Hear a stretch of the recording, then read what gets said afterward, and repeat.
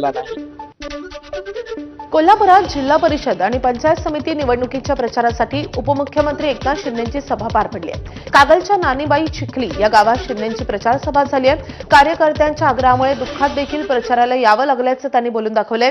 या सभेदरम्यान एकनाथ शिंदेंनी लाडक्या बहिणींसंदर्भात मोठी घोषणा केली आहे। लवकरच लाडक्या बहिणींना 2100 रुपये देणार असल्याचं एकनाथ शिंदेंनी सांगितलंय।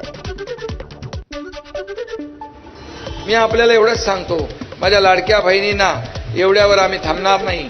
स्वतःच्या पायावर उभं करून या लाडक्या बहिणींना लखपती बनवल्याशिवाय हे महायुतीचं आपलं सरकार थांबणार नाही।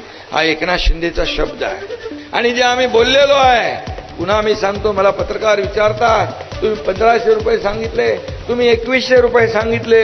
मी त्यांना सांगितलं, योग्य वेळी ते पण देणार, मागे हटणार नाही, शब्द फिरवणार नाही।